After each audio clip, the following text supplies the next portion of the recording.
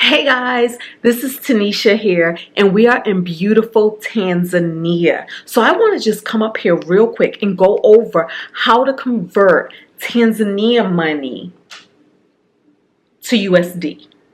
Okay, United States dollar to Tanzania and vice versa. Okay, now the tricky part can feel like this. Every single day, every single minute, every hour, the exchange rate can do something different. So this is the easiest thing that I discovered in with how to do Tanzania money, right?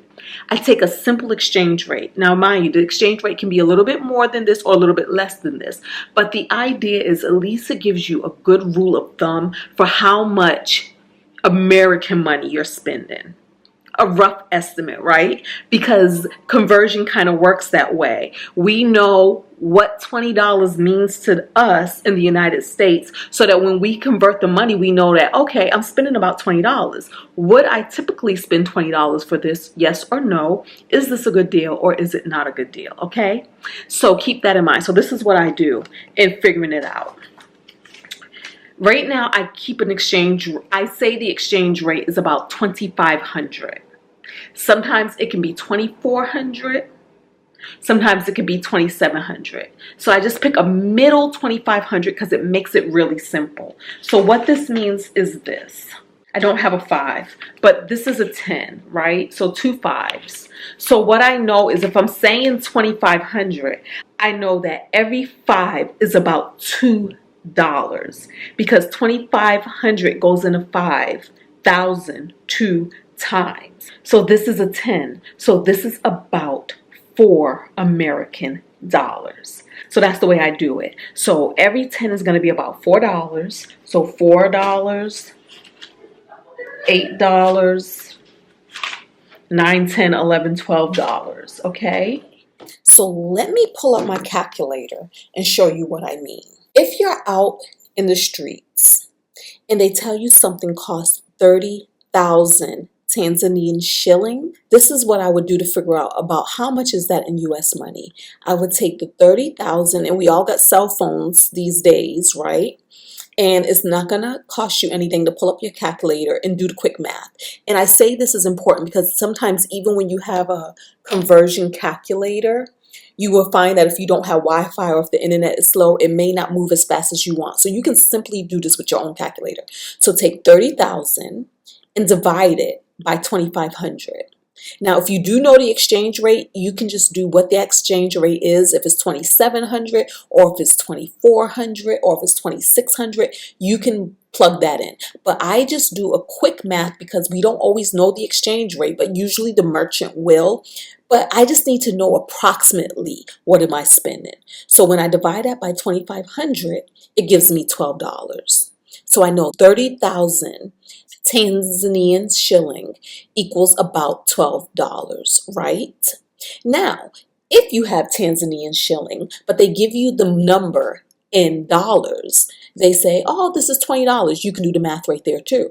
You can say $20 times 2,500 or whatever the conversion rate is. I normally do 2,500 and then I tell them, oh, okay, I'll give you 50,000 Tanzanian shilling. And that's about $20. But if I feel like I want to offer them less, I will say 40,000 Tanzanian shilling because they do work a lot on the haggling system, okay? So never be afraid to change the price up and offer them something less. Here's a good rule of thumb. When out shopping, especially when they know you're American or another nationality, they will normally give you a high price. They're going to start high.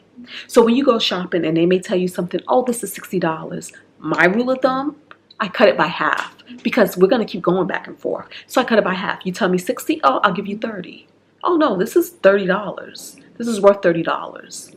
And then they may say, oh, give me 50. I say, no, maybe 35. The idea is you're going to meet somewhere in the middle. Or if you really do know, because sometimes you know how much things cost. So if you really do know, it's like, no, I'm giving you my best and only offer. I've done that with a necklace that I wanted. They started at 180. I was like 100. 180, 100.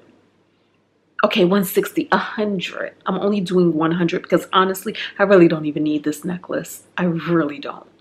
I really don't. So that is my rule. Cut it by half, okay? And so that's the thing right there. So once again, they give you a price in Tanzanian shilling. You now successfully know how to convert it to American dollars. If they tell you something is $100,000, all we're going to do is divide it by 2,500, and it gives us, that's about $40 that they're asking for. If something is $15 and all you have is Tanzanian shilling, you're going to multiply that by 2,500. And that's what you're going to offer them. Another tip is this. In Tanzania, a lot of parts of Tanzania, I'm not going to say all parts, but a lot of parts, they do have Uber. They do have Uber. And so even when calling for a cab, right, you want to know, is this a good rate? Is it not a good rate? Run it through the Uber app. Or if they have a different rideshare that they use, download that to your phone when you have Wi-Fi, run it through that app, and it will tell you right there that, oh, to get here to there, this is how much it costs. Now, let me tell you an example. We called a taxi, and we wanted to go to the mall. The taxi told us $20. Not $20, 20,000 Tanzanian shillings to get us to the mall. To the untrained ear, that sounds okay. It's like 8 of us. Maybe that's a good price. 20,000 Tanzanian shilling. But then I was like, wait a minute. Don't they have Uber? And I pulled up Uber, and I put in the destination, the mall. And you know what Uber said? 4,000 Tanzanian shilling. 4,000. So we offered him 5,000. I mean, we were still doing him a solid, even though he was very much prepared to take our money. 20,000 Tanzanian shilling. Yeah. So we gave him 5,000, even though Uber said 4,000. So that's another tip. But the other thing that we noticed while being here is that while the Uber app is there, it actually doesn't work for real. So it will call your ride. So it's almost like a way for you to call a taxi on your own. But where I say it doesn't work is the money doesn't actually filter through Uber and go to the driver. So a lot of times they want you to pay them with cash. So feel free to use the Uber app to call them and then know that you're going to pay them in cash. I've seen people from here use the Uber app and then still pay with cash because that's the way it is. And a lot of them have used their own phone to call the Uber app. But just in case you might not feel comfortable doing that, you can always call them, and when they get there, cancel it, and they'll walk you through, cancel the Uber thing and pay them cash. It was very it was what everybody was doing, right? So it wasn't like anything shady or anything like that. So let's see. Look at this is the money I have. So I want y'all to count this with me. I want you to write down in the comments, how much do I have in American dollars? Okay, so we're going to count this together. All right, so there's 10, 20, 30, 40, 50, 60, 70, 80, 90, 100, 10, 20, 30, 40, 50, 52, 54, 56, 58, 59. So 159,000 Tanzanian shilling equals what in USD? Write your comment below. Hope this is helpful to any of you guys traveling in Tanzania in the near future. And hope this all makes sense because we are making this really quick, last minute, right before I'm about to leave the country and get on a plane. I have a last bill to settle, which is going to use this because another thing is you're not allowed to take Tanzanian shilling out of the country. You have to convert it back to USD. But I try to spend up everything that I have. So this is going to pay my final bill here at the hotel. And then we're going to hit the road and be on our way to the airport.